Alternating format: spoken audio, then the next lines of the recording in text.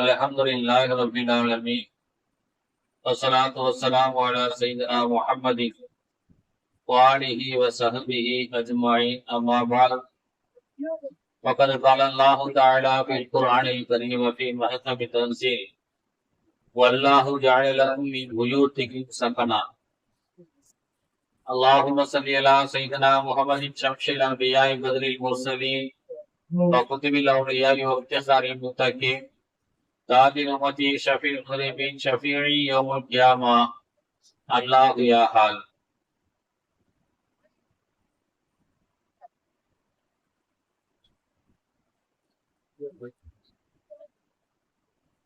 புகழனைத்தும் அல்லாஹ் வழங்கி உரைத்தானது நன்மை நாயகம் ரசூலுல்லாஹி ஸல்லல்லாஹு அலைஹி வஸல்லம் அவர்களின் அவருடைய குடும்பத்தார்கள் சஹாபாக்கள் இமாம்கள் தாபியீன்கள் வலிமார்கள் மற்றும் இங்கே வருகை தந்திருக்கக்கூடிய நம் அனைவர் மீதும் அல்லாஹ்வின் புறத்திலிருந்து சாந்தியும் சமாதானமும் எங்கிருந்து உண்டாகுமாக. கணித்திற்கும் பெரும் மதிப்பிற்குரிய அல்லாஹ்வின் நல்லடியார்களே, அருள்முறை திருக்குறானிலே அல்லாஹ் ஜல்லஷானஹு வ தஆலா 3 வசனங்களில் ஒரு கருத்தை தெளிவாக சொல்கின்றார். ஒரு மனுஷனுக்கு உலக வாழ்க்கையில எதுவெல்லாம் இருந்தா நிம்மதியாக வாழ முடியும்? ஒரு மனுஷனுக்கு உலக வாழ்க்கையில வாழும் பொழுது அவனுக்கு எந்தெந்த மாதிரியான இன்பங்கள் செல்வங்கள் இருந்தால் நிம்மதியா வாழ்ந்துட முடியும் என்பது குறித்து அல்லாஹ் தஆலா ஒரு பட்டியலை திருக்குர்ஆனில் சொல்லி காட்டுகிறார். அந்த பட்டியல்ல அல்லாஹ் ஜல்லஷானஹு வ தஆலா முதலாவதாக சொல்வது வல்லாஹு ஜஅல லக்கும் மின் புயூத்திக்கும் சகனா. அல்லாஹ் உங்களுக்கு உங்களுடைய இல்லத்திலே அமைதியை ஏற்படுத்தியிருக்கிறார்.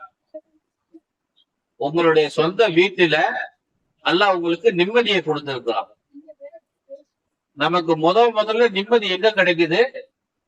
நம்முடைய சொந்த வீட்டுல கிடைக்குது. எங்க சுத்தினாலும் வீட்டுக்கு வந்துட்டோம்னு வைங்க, அப்பா அல்லாஹ் அப்படின்னு ஒரு நிம்மதி வந்தது. அந்த நிம்மதிய அந்த வீடுதான் தரும்.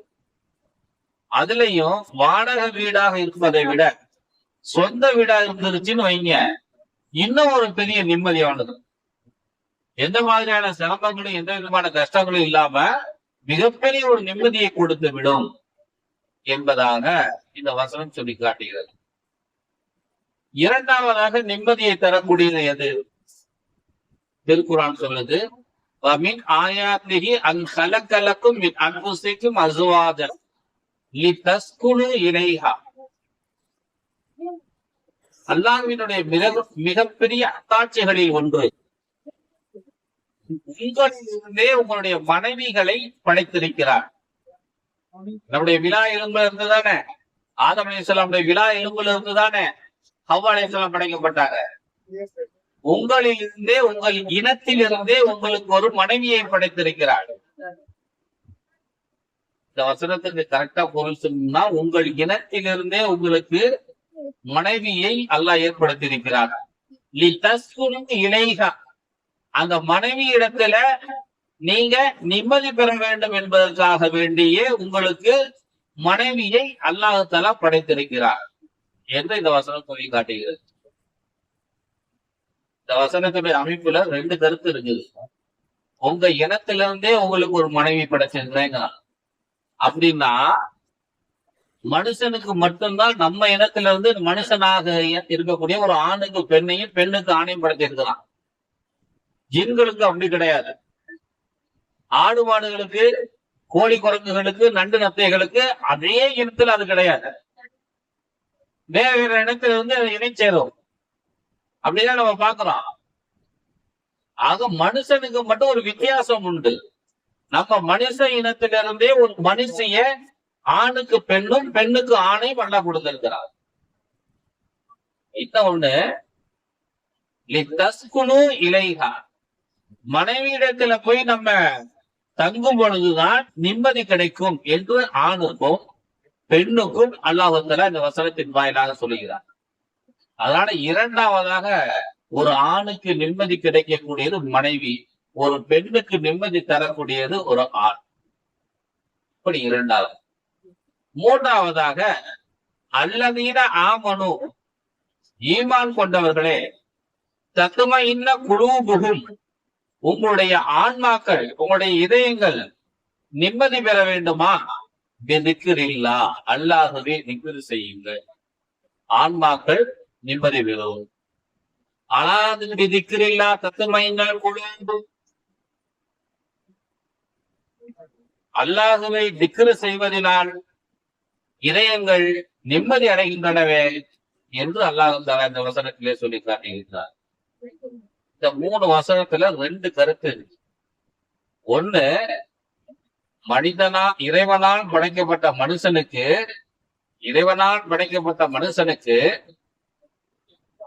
சக மனுஷன் மூலமாக ஒரு நிம்மதி, பெண் மூலமாக ஆணுக்கு நிம்மதி. இன்னொன்னு, இறைவன் படைத்த ஒரு வீட்டுனால மனுஷனுக்கு நிம்மதி. அல்லாஹ்வுடைய படைப்பு மூலமாக நமக்கு நிம்மதி, மனைவி மற்றும் இன்னொரு வீடு. அல்லாஹ்வுடைய படைப்பு மூலமா கிடைக்கக்கூடிய ஒரு நிம்மதி. இன்னொன்னு, அல்லாஹ்வையே திக்ர் செய்வதனால கிடைக்கக்கூடிய நிம்மதி. இப்படி 2 வகையான நிம்மதி கிடைக்குது. நிம்மதி இருக்கிறது. நீங்க நல்லா புரிஞ்சுக்கணும். அல்லாஹ்வினுடைய படைப்பில் கிடைக்கக்கூடிய நிம்மதி ஒண்ணு, அது ஒண்ணு வீடு, இன்னொன்னு மனைவி கணவர். இன்னொன்று அல்லாஹ்வை திக்ர் செய்வதனால் கிடைக்கக்கூடிய நிம்மதி. ஆக இந்த 2 நிம்மதிகள் உங்களுக்கு கிடைக்கின்றன என்பதாக அல்லாஹ் ஜல்லஷானஹு தஆலா இந்த வசனங்களின் வாயிலாக நமக்கு சொல்லி தருகிறார். ஆகவே அன்பார்ந்த அல்லாஹ்வின் நல்லடியார்களே, ஒரு மனுஷனுக்கு நிம்மதியாக வாழணும்னா இந்த 3 நிலைகளையும் நாம் பெற வேண்டும். ஒவ்வொரு பெண்ணும் ஒரு ஆணை திருமணம் செய்ய வேண்டும், ஒவ்வொரு ஆணும் ஒரு பெண்ணை தான் திருமணம் செய்ய வேண்டும். இன்னைக்கு ஆணும் திருமணம் பண்ணிக்கிறாங்க, பெண்ணும் திருமணம் பண்ணிக்கிறாங்க. அதுக்கு நிம்மதி கிடைக்காது.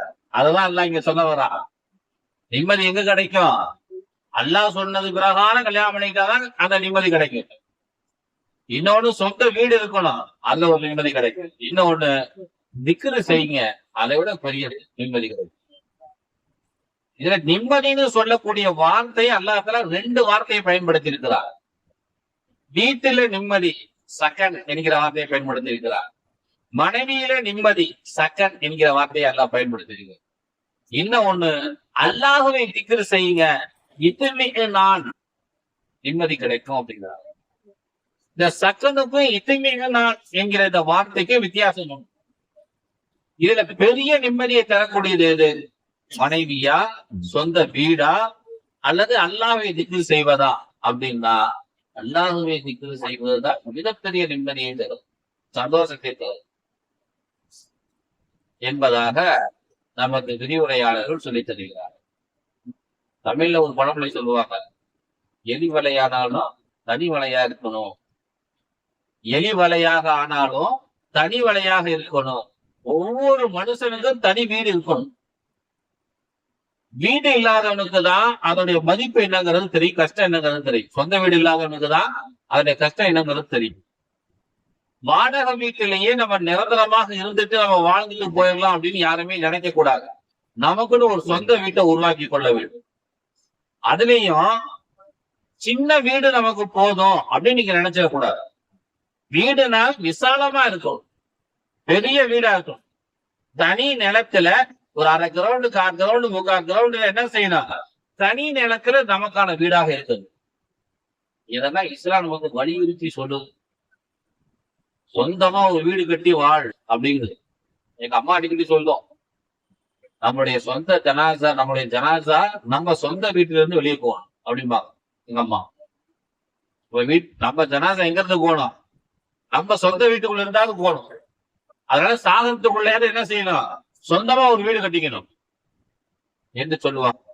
அந்த அடிப்படையில நம்ம என்ன செய்யணும்? ஒரு சின்ன வீடாகவே இருந்தாலும் நம்ம ஒரு சொந்த வீடாக உருவாக்க வேண்டும். சின்ன வீட்டுக்குள்ள நம்ம போய் சேர்ந்துட்டோம்னா பெரிய வீட்டை உருவாக்குவதற்கு முயற்சி செய்யணும். பெரிய பிளாட்ல நம்ம குடியிருக்க ஆரம்பிச்சிட்டோம்னா தனி வீடு, தனி இடம் வாங்கி ஒரு வீடு கட்டி வாழறதுக்கு நம்ம முயற்சிகளை மேற்கொள்ள. நம்ம மாதிரியான இடத்துல நம்ம சாந்தோம்ல இந்த பகுதியில வாழக்கூடிய நமக்கு ஹவுசிங் போர்டு வீடே போதுன்னு நம்ம நினைச்சிட்டு இருக்கோம். 300 ஸ்கொயர் ஃபீட் 270 ஸ்கொயர் ஃபீட் வீடு நமக்கு கிடைச்சிட்டா சொர்க்கம் அப்படின்னு நம்ம நினைச்சிட்டு இருக்கோம். இதெல்லாம் மிகப்பெரிய தப்பு. நம்ம சம்பாதிக்கிற சம்பாதித்துல தேவையில்லாத செலவினங்கள் அதிகமா செலவழிக்கிறோம். அந்த மாதிரி செலவினங்கள் எல்லாம் குறைச்சிட்டு நம்ம இந்த தும்மி குப்பத்துல, இந்த சாந்தோம்ல, இந்த மயிலாப்பூர்ல தான் வாழணுங்கிறது இல்ல. இங்க இருந்து ஒரு 25 கிலோமீட்டர் 30 கிலோமீட்டர் வெளியே போய் நம்ம பெரிய வீடு கட்டி வாழணும். அப்படி ஆசைப்படணும். நம்மளால எங்க முடியும் நினைக்க கூடாது. இந்த தும்மி குப்பத்துல இந்த கடலோர பகுதிகளில் இருக்கக்கூடியவங்கல்ல தாத்தாக்கள் இருக்கிறாங்கல்ல, ஜாவித் இருக்கிறாங்கல்ல, ஜாவிதுடைய தாத்தா இருப்பாருல்ல, சலீமுடைய தாத்தா இருப்பார்ல, அவங்க எல்லாம் வந்து திருவள்ளிக்கரையில மயிலாப்பூர்ல ஒரு 1/2 கிரவுண்டு 1/4 கிரவுண்டு 1 கிரவுண்ட்ல பெரிய பங்களா கட்டி வாழ்ந்துட்டு இருந்தவங்க அந்த காலகட்டத்துல. எல்லாம் அந்த காலகட்டத்துல சரியான வாழ்க்கையை அவர்கள் வாழாததின் காரணமாக, அந்த பிள்ளைகளுக்கு அந்த சொத்துக்களை கொண்டு வந்து சேர்க்காததின் காரணமாக நம்மளால குப்பத்துல வந்து குடியேறியிருந்தோம். அவன் என்ன இங்கேயே பிறந்து இங்கேயே வாழ்ந்தவங்களா? ஒரு காலகட்டத்துல நம்ம எல்லாம் சொந்த வீட்டுல ஒரு பெரிய மிகப்பெரிய நிலப்பரப்புல நம்ம வாழ்ந்தவங்க. ஆனா இன்னைக்கு ஒரு 270 ஸ்கொயர் ஃபீட்டுக்குள்ள வாழ்ந்துகிட்டு இருக்கிறோம். இது மிகப்பெரிய தப்பு. இந்த தவறிலிருந்து நாம் திருத்திக் கொள்ள வேண்டும். நமக்கென்று ஒரு தனி வீடு வேண்டும். அதுதான் நமக்கு நிம்மதியை தரும் என்பதாக இந்த திருக்குறான் வசனங்கள் நமக்கு சொல்லி காட்டுகின்றது. பெருமானார் ஸல்லல்லாஹு அலைஹி வஸல்லம் சொல்லுவாங்க, ஏனோ துவா செய்வாங்களாம். அல்லாஹ் மக்ஃபிர்லி தன்பி, யா அல்லாஹ் என்னுடைய பாவங்களை மன்னிச்சிடு, வ வஸிலி ஃபீ தாரி, எனக்கு விசாலமா பெரிய வீட்டை கொடு. வஸிலி ஃபீ தாரி, என்னுடைய வீட்டை விசாலமா பெரிய வீடா கொடு. வ பாரிக் லீ ஃபீ ரிஸ்கி, எனக்கு அதிகமான வாழ்வாதாரங்களை கொடு. ரிஸ்க்னா சோறு மட்டும் கிடையாது. நாம உடுத்துற உடை, நனியிற நகை, ஓடுற வயிற மூக்குத்தி, இது எல்லாமே ரிஸ்க் தான். இது எல்லாமே ரிஸ்க் தான். நிறைய கொடுன்னு அல்லாஹ்ட்ட நம்ம கேட்கணும். அதுக்கான முயற்சிகளையும் நம்ம தொடர்ந்து செய்யணும். பெருமானார் ஸல்லல்லாஹு அலைஹி வஸல்லம் அவங்க சொல்லுவாங்க, இப்னு அபீ ஷைபான் இந்த ஹதீஸ் பதிவு செய்யப்பட்டிருக்கிறது, இப்னு ஹிப்பான் இந்த ஹதீஸ் பதிவு செய்யப்பட்டிருக்கிறது. அர்பஉ மின ஸஆதா, 4 நற்பேறுகள் இருக்கின்றன. ஒவ்வொரு மனுஷனுக்கும் ஒவ்வொரு பெண்ணுக்கும் ஒரு ஆணுக்கும். என்ன? அல் மர்அத்து சாலிஹா, ஒரு ஆணுக்கு நல்ல மனைவி கிடைச்சிருச்சுன்னா அவனுக்கு பெரிய நிம்மதி. ஒரு பெண்ணுக்கு ஒரு நல்ல கணவன் கிடைச்சிட்டானாக்கா அவளுக்கு மிகப்பெரிய நிம்மதி. குடிகாரனா இல்லாம, சூதாடக்கூடியவனாக இல்லாம, ஊதாரித்தனம் செய்யாத ஒரு நல்ல கணவன் ஒரு பெண்ணுக்கு கிடைச்சிட்டாக்க அதை விட அவளுக்கு வேற எதுவும் பெரிய சொர்க்கம் இருக்கா? சுபஹானல்லாஹ். ஒவ்வொரு ஆணுக்கும் இதே போல ஒரு நல்ல மனைவி. அதே போல அல் மஸ்கனுல் வாசி', பெரிய வீடு. வல் ஜாருல் சாலிஹ், நல்ல பக்கத்து வீட்டுக்காரர்கள். பக்கத்து வீட்டுக்காரன் நல்ல ஆளா அமையலன்னு வச்சீங்க, ஏன்னா காலையில ஏந்திரிச்ச உடனே சண்டை தான். காலையிலேயே டென்ஷன் ஆயிடும். வீட்டுக்குள்ள போகணும்னாவே நமக்கு எப்படி இருக்கும்? பக்கத்து வீட்டுக்காரன் என்ன பண்ண போறானோ, இன்னைக்கு என்ன சண்டை எழுத போறானோ, டென்ஷனாவே இருக்கும். வீட்டுக்குள்ள வர்றதே நிம்மதி இல்லாம போயிடும். அல் ஜாரு சாலி, பெருமானார் ஸல்லல்லாஹு அலைஹி வஸல்லம் சொல்றாங்க, நல்ல பக்கத்து வீட்டுக்காரன் அமையிறது. வல் மர்கபுல் ஹனிய், நல்ல வாகனம்.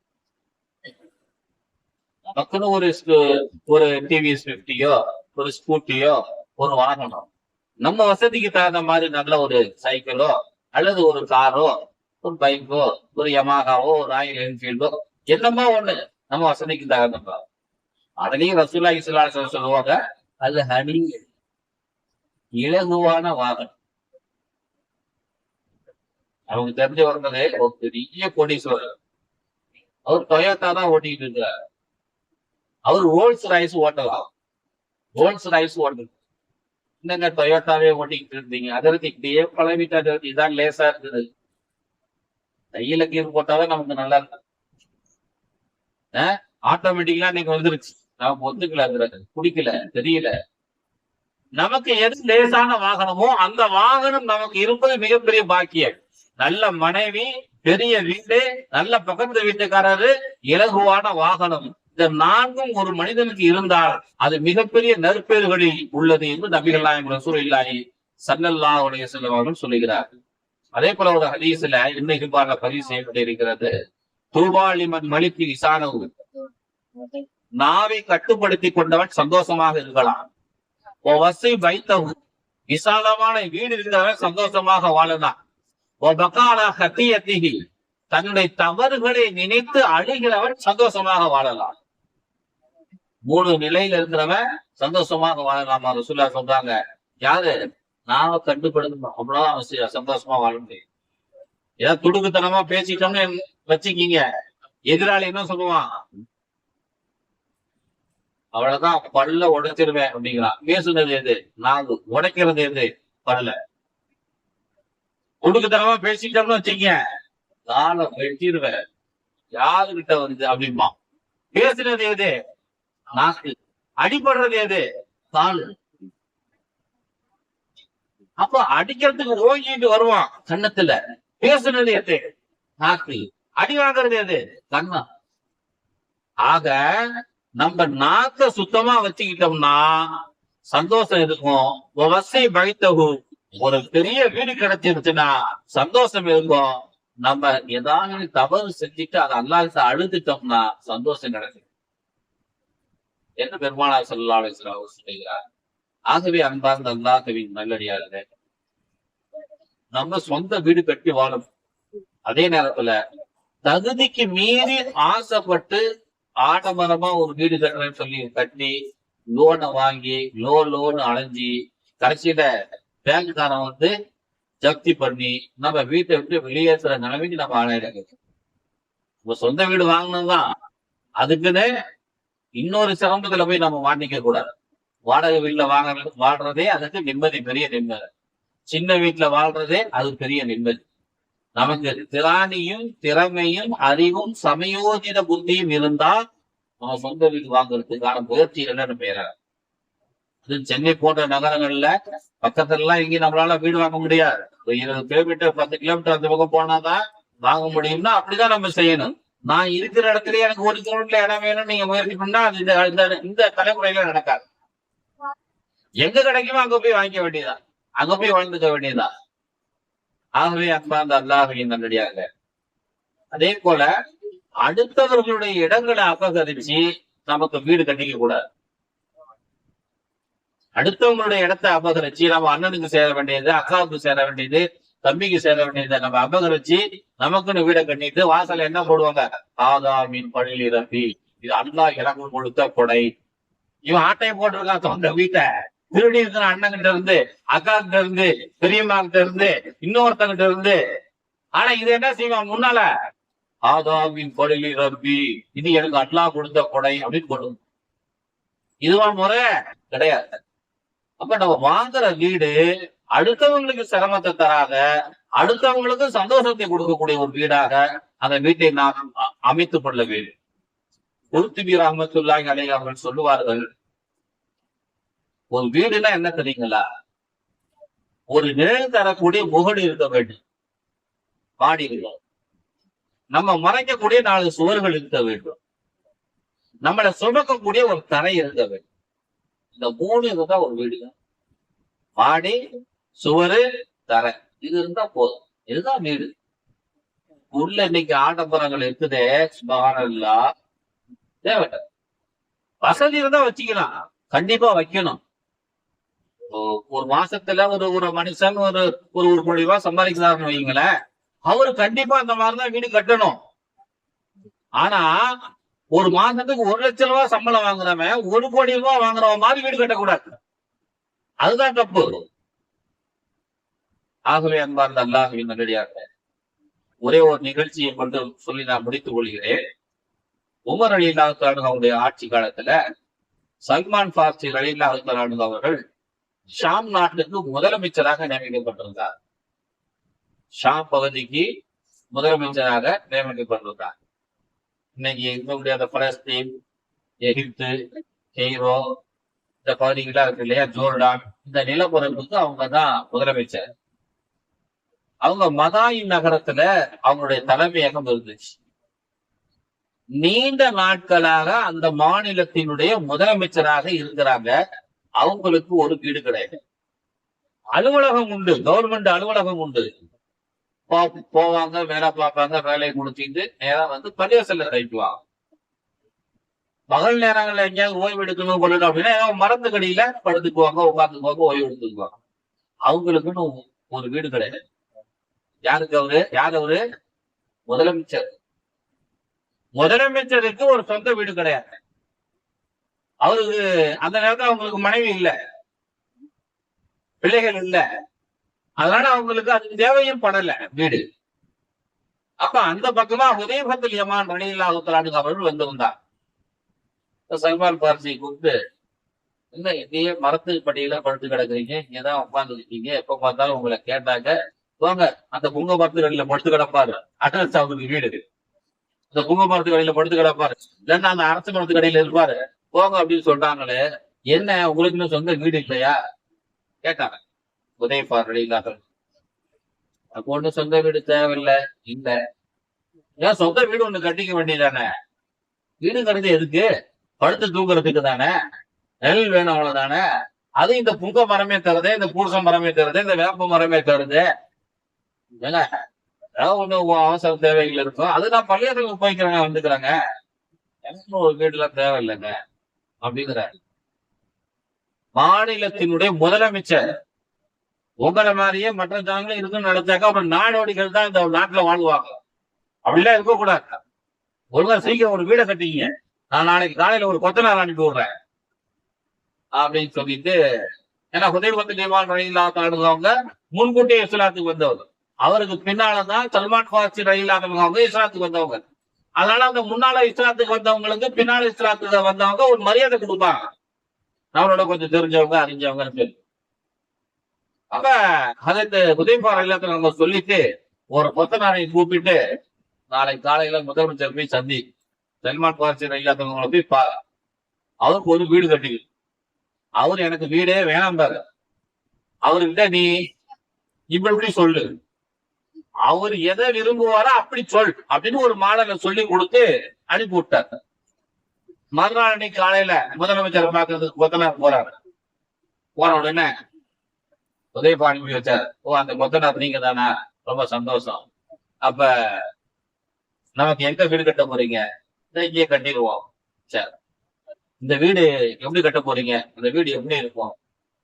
ஏன்னா முந்தான என்ன சொல்லிட்டாங்க, ஹுதைஃபா ரலியல்லாஹு அன்ஹு அவங்க இவர் ஒரு துறவி மாதிரி வாழ்றவரு, அதனால அவருக்கு தகுந்த மாதிரி வீடு நான் கட்ட போறேன்னு சொல்லு, நான் பாட்டுக்கு மாளிகை கட்ட போறேன், பெரிய மாடி வீடை கட்ட போறேன், அப்படி இருக்கும் இப்படி இருக்கும் பால்கனி இதெல்லாம் பேசிட்டு இருக்காத, ஒரு மனுஷன் படுத்தி எழுந்திரிக்கணும், அதுக்கு தான் சொல்லிட்டு போ அப்படின்னு அவர் சொல்லி வச்சிருந்தார்.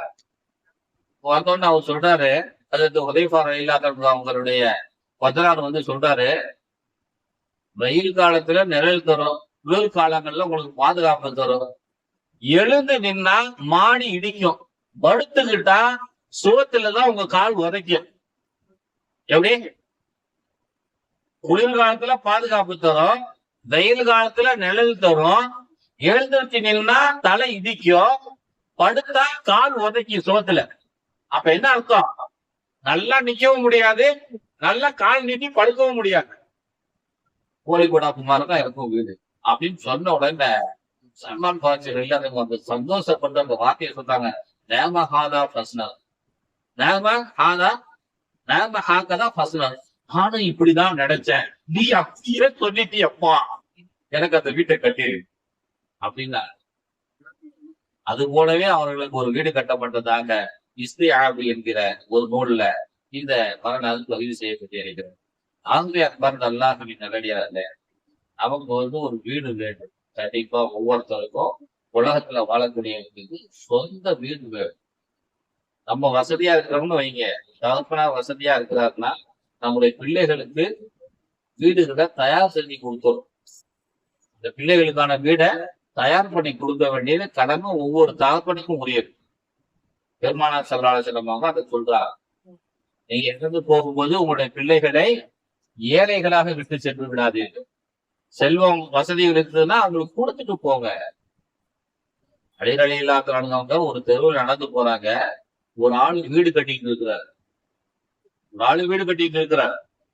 அப்ப அவரை பார்த்துட்டு ஹதரத் அலி ரலியல்லாஹு அன்ஹு சொல்றாங்க, பனைத்த பிதாரி ஃபனாய் பைத்த, அழிஞ்சி போற இந்த உலகத்துல உனக்குன்னு ஒரு வீடை கட்டிக்க, ஃபபுனி பிதாரல் பகாய் பைத்தா, நிரந்தரமா இருக்கக்கூடிய ஒரு உலகம் இருக்குது. இங்கேயும் ஒரு வீடை கட்டிக்க. அழிஞ்சி போன உலகத்துல ஒரு வீடை கட்டிக்க. ஆனா நிரந்தரமா உலகத்துல வளர்ப்புற மறுமை இல்ல. அங்கேயும் உனக்கு ஒரு வீடு வேணும், அதுக்காகவும் நீ கட்டிக்கொள் என்பதாக ஒரு போற போக்குல ஒரு உபதேசம் செய்துவிட்டு இதுக்கு அடிகள் இல்லாம சென்றதாக ஒரு ஹதீஸ்ல பார்த்து.